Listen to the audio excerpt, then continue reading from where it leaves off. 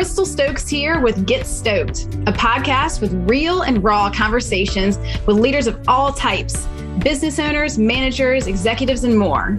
Get stoked by their honest and insightful stories and key takeaways that you can use to improve your leadership abilities. Now, if you find this podcast helpful, please subscribe and share it with others. Your support and feedback really makes a difference. Now, without further ado, let's dive in.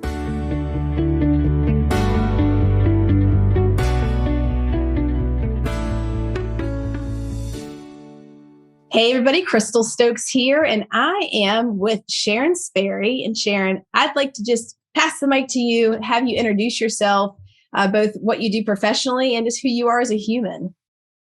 In a nutshell, yeah. I'm Sharon Sperry. I am mostly a leadership coach, but I'm the founder of something called The Better Nature of Work, which has its own consciousness, apparently. And so I am stewarding that, and that is really an ecosystem of resources. So there's a community forming. We have a monthly meetup called the Evolving the Nature of Work. And there's training. And now we're building stuff like maybe some assessments around what is a better nature of work, probably some content. Maybe there's a book coming. Who knows? It's a thing. It's kind of a movement. So I do a lot of facilitation, leader workshop leading, collaborating, and content creating, that kind of thing. Okay. And then, of course, one-on-one coaching. It's about half of my time is one-on-one coaching. Fabulous. And I'm guessing that this kind of work, the better nature of work, might have like a personal root to it. Like for you, when you're not wearing your work hat, what's life like for you on the other side? Yeah, well, I was just telling someone today, I don't have kids. So I think maybe the better nature of work is a little bit of that, although sometimes it acts like a boss, not a child. Let's see, I live in North Lake Tahoe. I am I love nature. I'm very happy in the trees. And I live here with my spouse, Tyler. We've been together for 23 years now. And we do quite a bit of travel. So I love that my work allows me to go wherever I like. Not as much, of course, during COVID, but we have a family in Seattle. So we spend a lot of time in Seattle and places like that. What else can I tell you about this? I think I have a background in corporate HR. And so there's some, I don't know. I suppose something about this work I do has been healing, some of what goes on when you spend a long time in a corporate career and seeing all the things that work and don't work and doing your best to help and make it better.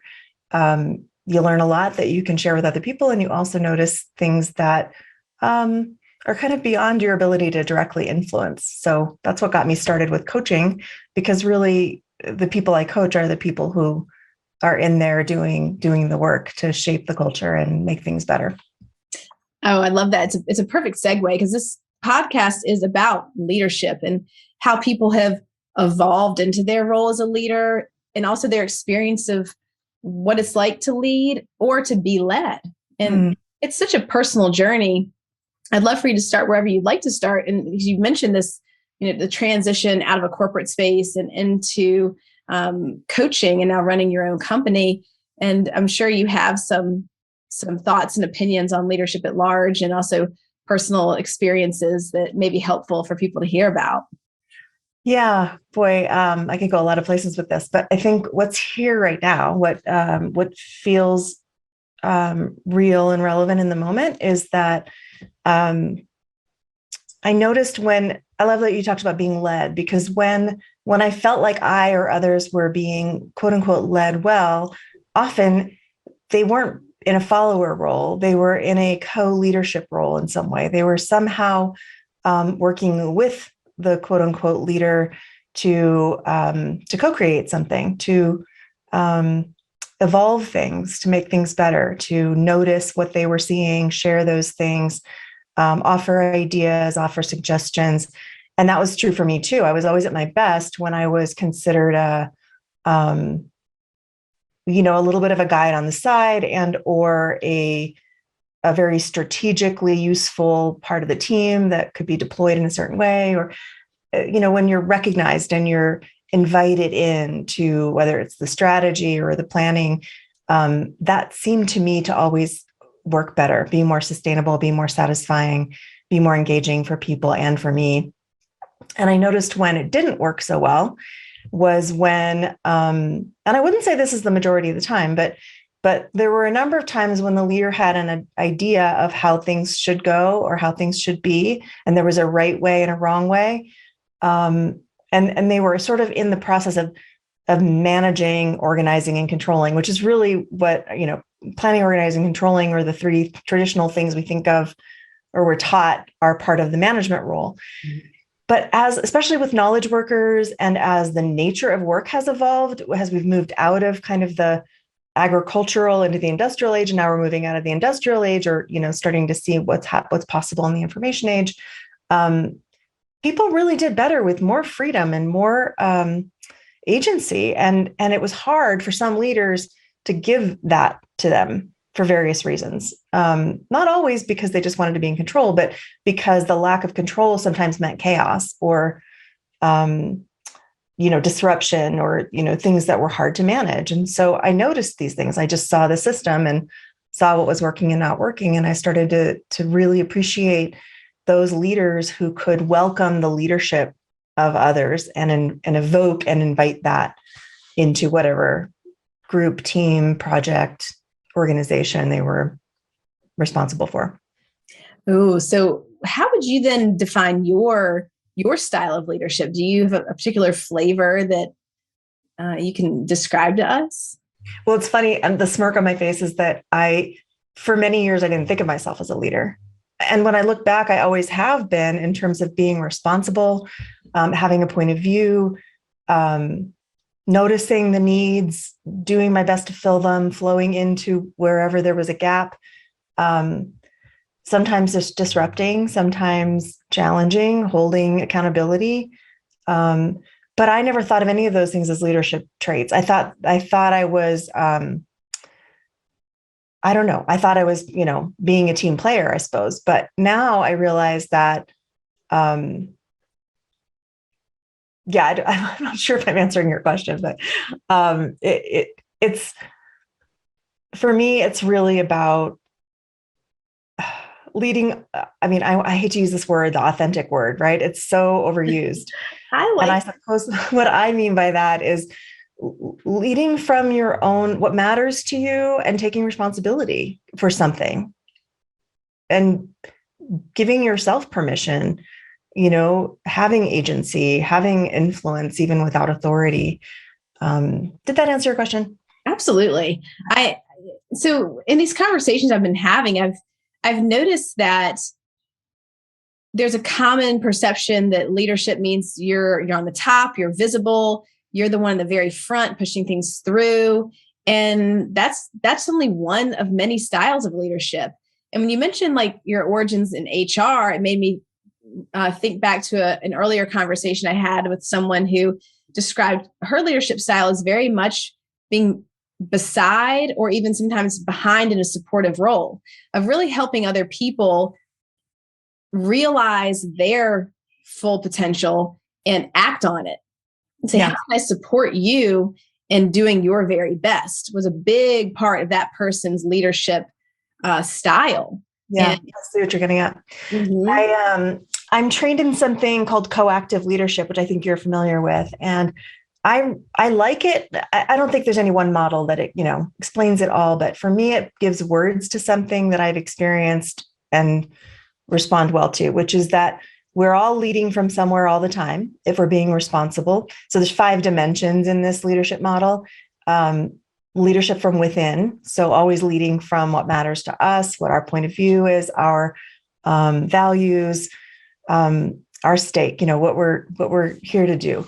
So come into any interaction with that, knowing that you're leading from within, you're going to be a leader in that space in some way, shape, or form. And then it's a choice to dance between leading from the front. Oh, maybe this is my moment to take the mic and say, I have an idea, or I have an assertion, or I have a question for you, or I, see a possibility.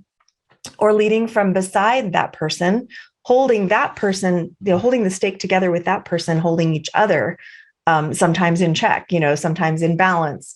It can be really hard to be the leader in the front and pay attention to everything going on in the room and notice your impact. And so you need some leaders behind or beside, right? And then you also need leaders behind, which is not following. It's, I know you know this, but for the people listening here, it's truing up the leader in front. So any leader in front, my gosh, do we do this where we put people, either on a pedestal or in this place where you're getting all the credit, you're responsible. I'm just going to watch you deal with this.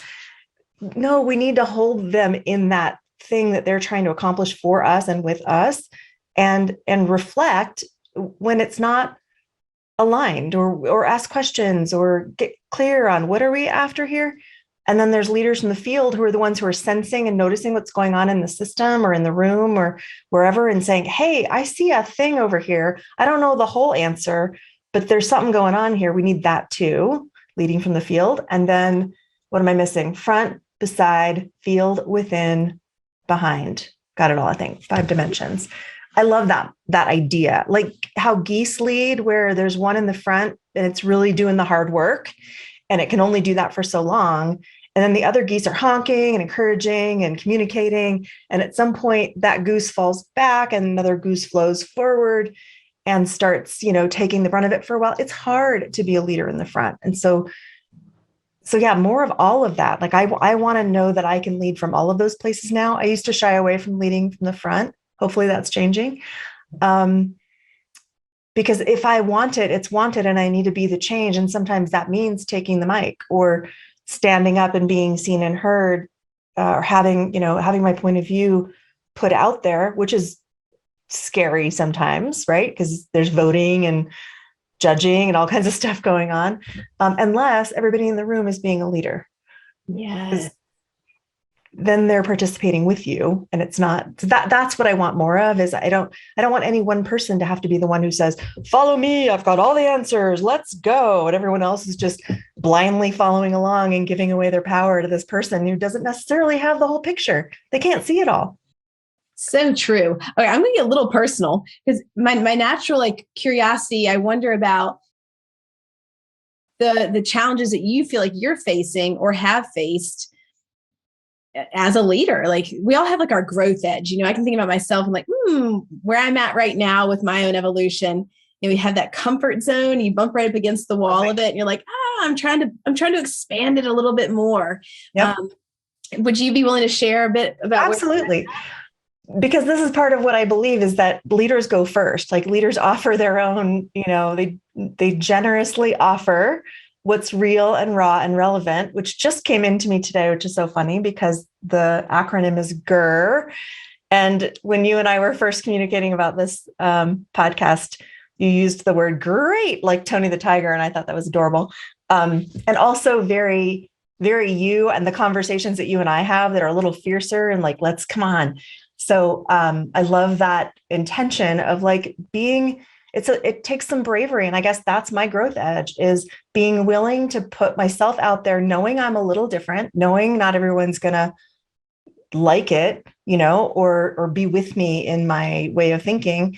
And also knowing that it's serving in some way. It's offering something that isn't, if I'm not attached to everyone liking it, it's just contributing something to the pool of ideas and possibilities, and someone may get something from that. And, usually it's some percentage of people are going to say, oh my gosh, I need more of that in my life. So I need more GER. More GER. Your growth edge is just really putting yourself out there, knowing it's not going to be everybody's cup of tea, and that's okay. Yeah. And it comes to the level of discomfort because we naturally, as a social species, we want to be included and we want to be liked, and the fear of rejection is a real thing. Yeah. Fear of rejection for sure. And then there's also something that's very real. And I think women probably experience it more, but I don't want to overgeneralize, but there's a vulnerability to being seen, to being you can be a target, so there's that too. There's an actual it's a little bit risky to put yourself out there because people will try to potentially tear you down and do stuff that is harmful. The thing is, I haven't found that to be the reality. Like the fear of that has been a lot more blown out of proportion. Yeah. And I mean, I think it's even just naming it now, I'm like, we can't let that be the thing that drives us because, love over fear, right? I mean, we have to move in the world as if the world is for us and we're all interconnected and we can trust it. Otherwise we get paralyzed, and that's not cool. That's not leadership. It's also not fun and alive and co-creative and generative and all those things. Oh yeah. People are pretty awesome, Yeah. It's such a theme that comes up for me over and over again when I'm working with clients is that our minds often tend to survey for what's going wrong and what we need to move away from. I need to avoid danger. I need to look out for all the problems that might happen and kind of play it safe. And so then we make fear-based decisions, which is, I mean, we're kind of wired to do this. That's sort of what that limbic response is. We just knee-jerk want to go towards safety. Yeah. So it takes a more conscious, slow, and intentional approach to pause and to really look at the whole situation and say, I see the fearful things. I'm aware of the things that part of me wants to move away from. What about the other side? What do I desire? What do I want to move towards? What are the possibilities? How much risk am I willing to take? What support do I have in order to take these risks? And a big thing I see for emerging leaders is giving themselves permission to slow down enough to have that conscious space to really make decisions with integrity, because things move so quickly. And often people that are promoted into leadership positions came from positions of being specialists, where they were really like focused on the task and knocking it out and boom, boom, boom, move fast, fast, fast, be efficient. And then in the leadership position, there's almost this quality of wisdom and slowing down that's needed that feels really opposite to the fast-paced gear they used to go at. I'm so glad you're saying this. And we didn't plan this, of course, but part of why my business is named The Better Nature of Work, I believe, is because the acronym is Be Now.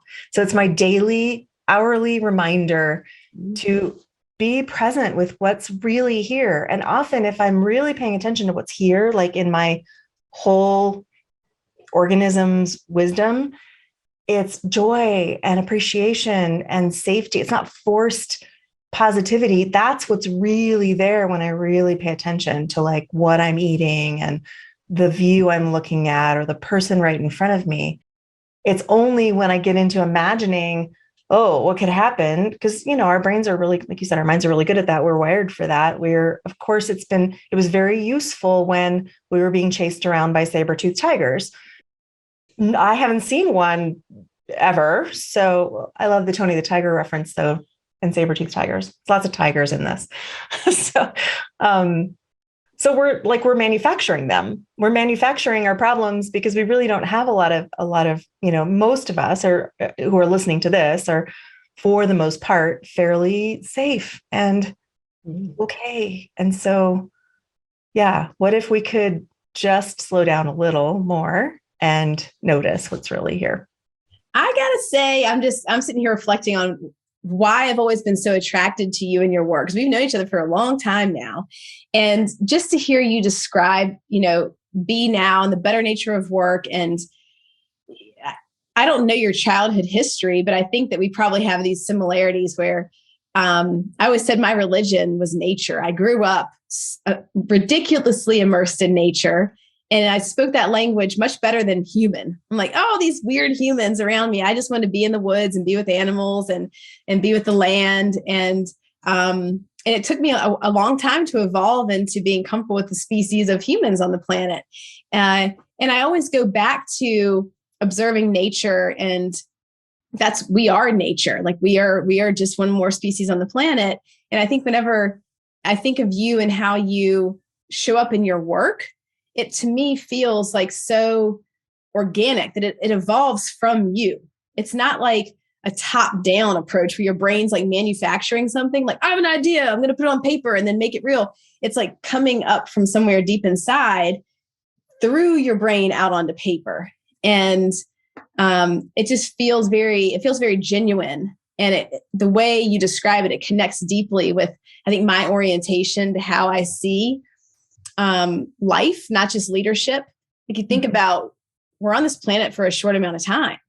And it goes by very fast. Yeah. And how we engage in our work, but it takes up a lot of our time on this planet. And we want that to be meaningful and profound, and even better if it's enjoyable. Yeah. And so the work you do, I think, really speaks to that. And it appeals to so many people who want to not just lead, but they want to lead in a way that feels natural and in integrity with who they are. Yeah. Oh my gosh. So aligned. And yes, I bet we have lots of similarities in our childhoods. Nature was definitely like a best friend and a teacher, and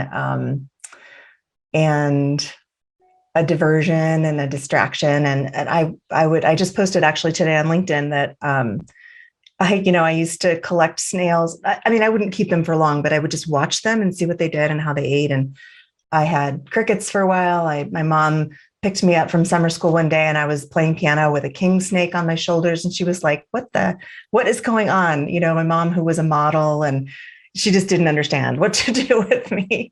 There's a bag of bones in my closet because I would collect them whenever I saw them. And I thought, one of these days I'm going to get enough to put them back together. When I was 9 and 10, just a interested, curious, nerdy child in many ways. And she didn't see how that was going to serve me when I grew up. But now I realize I was learning so much about systems and what it takes to thrive. And I had so much empathy for these creatures, but I learned early on not to anthropomorphize, like not to assume that they wanted what I want. And so now I treat humans that way because humans were a little alien to me as a kid, only child around adults a lot, adult vocabulary by the time I was, 9, and maybe you too.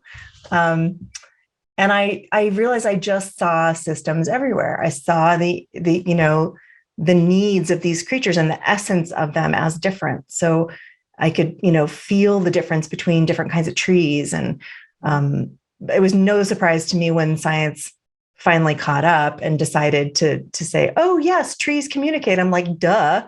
I love that book, The Hidden Life of Trees. Have you read that? I haven't yet, but it's definitely on my list. I love it too. But it's like, science isn't always ahead of us on, like, we don't have to wait for science to prove things that we innately know and trust, as long as it's not dangerous to believe them. Some things are pretty dumb to believe, like, oh, I can fly.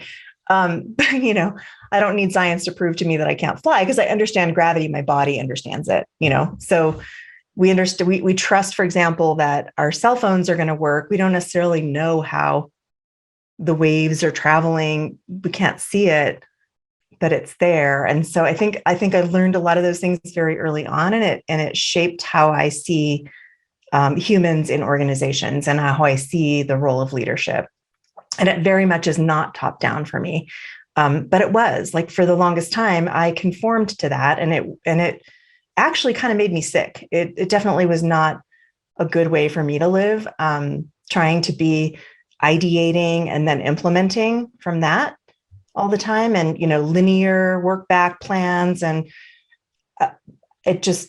it's controlling. It wasn't fun to be in that workspace where, like, we have the work back plans that have 300 line items on them. And we are so doggedly focused on hitting the milestones that no human emotion is allowed. And I was in that for many years. And so I'm glad you see that something's shifted there, that now it's emerging versus, me trying to control things. There's been a big shift, but it took some work.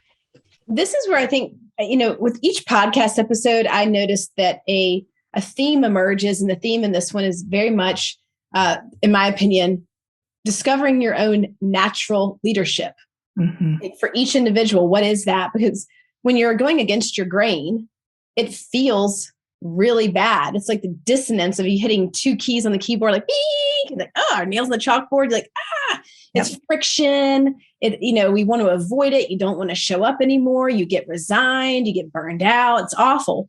And when we're working with our nature, whatever that may be for each individual, because we're all a bit different, there's this sense of harmony, a sense of enjoyment. Even if it's really hard work, there's still an ease to it, right? And I think that this conversation, like helping people think about this, have a conversation with themselves and with others about what is the better nature of their work and their leadership capacity, and who can you bring in that helps evolve that. Like I think about my life, I notice I've had like periods of growth and stagnation, and the growth is always when I'm connecting with others. Like I'm taking a course, or, like doing the coach training, or working with somebody, or with a new organization. There are these periods of the input from people around me that sort of create a synergy that lights me up and gets me to think outside of my narrow frame of mind.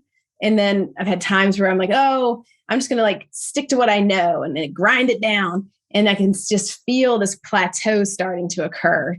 Yeah. So I know for me personally, part of my nature is that it's very engaged and dynamic with others. I need to play in the sandbox, so to speak, that being solo and just in a silo doesn't really work for me. And I don't know if that's the case for everybody. I think some people do well in having that kind of focused time where they may, get into their genius zone. But anyway, I'm kind of rambling at this point. Well, no, so important. I'm so glad you said that, because it's such a great example. And it's so important for you to claim that about yourself, because if you want it, it's wanted. And so now, how do you bring more of that into your design with other people and kind of train them, and also have the open conversation about what they need and what they want? Because where this gets tricky is we could all be our own natural selves, but we still have to work together. So how do we do that? And that's kind of what we play with in the Better Nature Work community. We have a monthly meetup, and also my clients practice that with me. Like, how do I go have this conversation about what I see, what I want, what I notice, what I need? How do I, change the rules in this way when I've been part of the problem this whole time unintentionally? How do I change things? So that takes practice and support. And now you need a sandbox, and you're working, in a solopreneur sort of industry where you have to actively create that, because it's not, nobody's going to say, oh, we're just going to put you on this project team. It doesn't happen like it does in a corporate environment. You really have to curate and cultivate that. And I'll be in your sandbox anytime you want.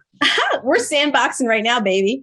Yeah, we are. All right. So Sharon, we're getting to the kind of rapid fire, like part of this, where I like to think about short and snappy. I always think about me listening to podcasts. I love it when I get to the portion like, ooh, give me some little thingies that I can walk away with. So one is, I'm wondering, super skills. Like if you had to name one or two of the things you say are like your super skills, superpowers, you just love to do, you think you're awesome at it, you can toot your own horn, what would those be? Asking powerful questions. Reflecting impact, reflecting what's sort of unique and brilliant about someone else, and calling BS on the stories. Oh, I love that. All right. Now, another one. If you were looking back in time, maybe you could give your younger self some advice. And this could also pertain to people that might be earlier in their journey listening to this, thinking, I'm kind of lost. What do I do? I'm in a difficult part of my life. What are a couple pieces of advice that you'd love to be able to give that younger version of yourself? I think it's around that thing where, I suffered way longer than I needed to, in that place of trying to conform to this hierarchical top-down, prefrontal cortex driven world we're in. Give yourself permission to notice what really works for you, what energizes you, what drains you, what hurts your heart, what pisses you off. Make a list of those things that you're tolerating, that you're complying with, that just don't, like you said, that are going against the grain for you. You don't have to do anything with it. Just start by noticing, and then start brainstorming some possible solutions. So what's possible that won't blow up your life, or relationships, or whatever it is you want to preserve, and see if there are small tweaks you can make to start shaping things to give you more and more energy, more and more permission, more and more agency. Just give yourself the permission. Don't wait to be asked. Beautiful. All right.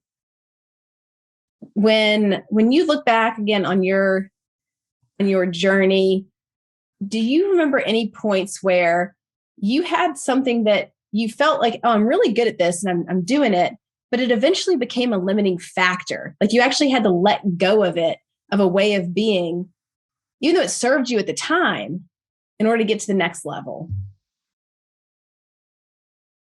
I'm sure there's a bunch of things. Good question. It's making me really think. How do I pick just one? Let's see. It's that what got you here won't get you there thing, right? I mean, it's the moment when you realize, oh, that just doesn't serve me anymore. There was a moment at which I realized, I was always really good at sort of understanding things, like just grokking it, just like getting it. I just got it conceptually, might not necessarily know how to apply it. And so there was this knowingness about me from a very young age.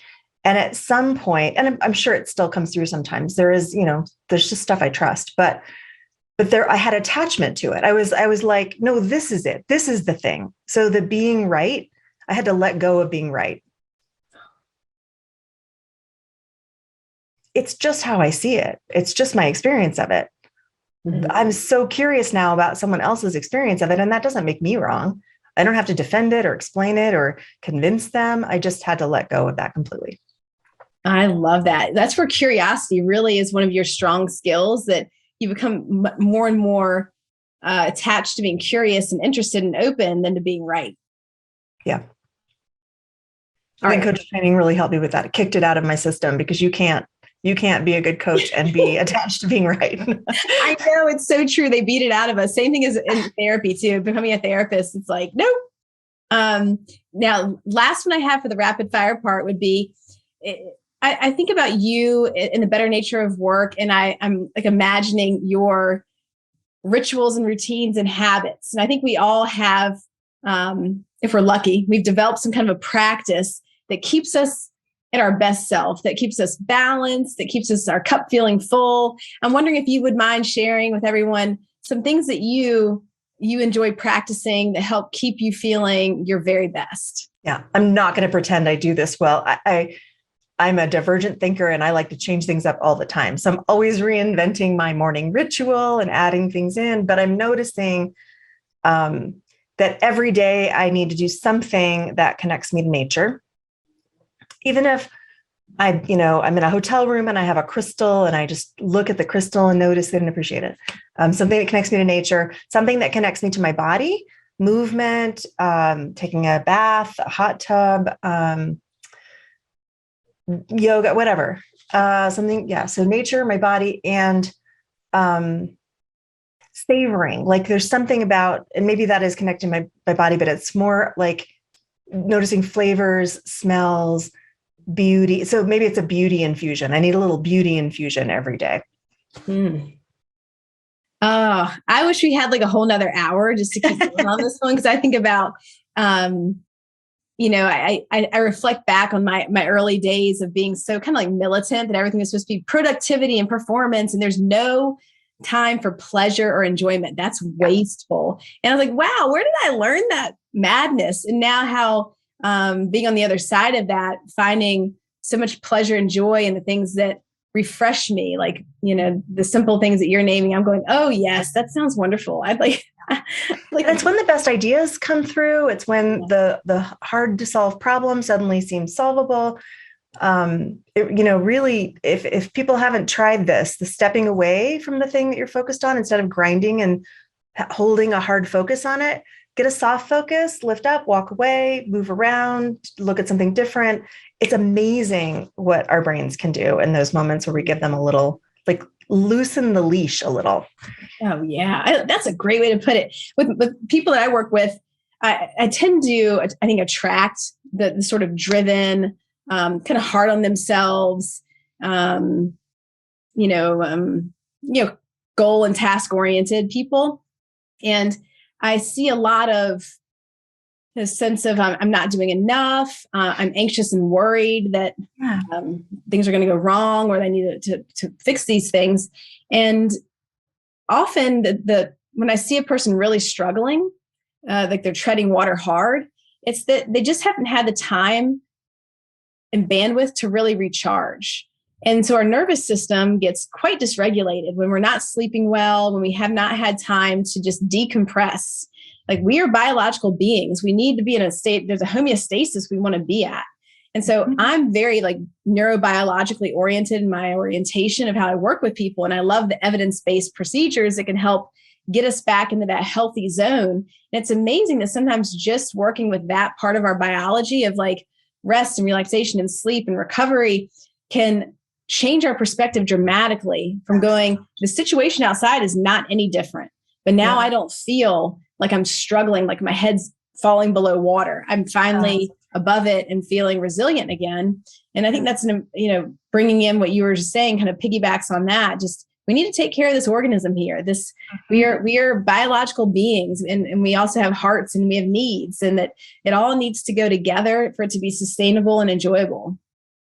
Yeah, beautiful. I agree with all of that.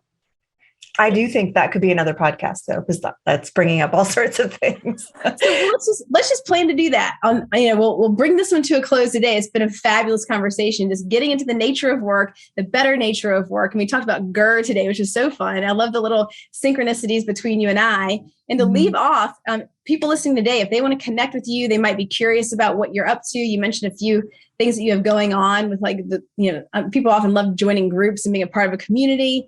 And if there's a way that you'd like for people to connect with you, they have questions, they want to know more, what's the best way for people to reach you? Probably two ways. I'm active on LinkedIn, and people can follow me there, message me there, and also Instagram. And Instagram is at Better Nature of Work, and LinkedIn is, you can search my name, Sharon Sperry. You can also check out my website if you want. That's not as actively updated, but that has all the contact info there. Okay, fabulous. So I'll post all of that in the show notes. And thank you so much, Sharon, for being on today. I just really have enjoyed our conversation. It's always so great to see you. Thank you for coming on. Thank you, Crystal. It's been really great. I'm so excited that you're doing this. Thank you.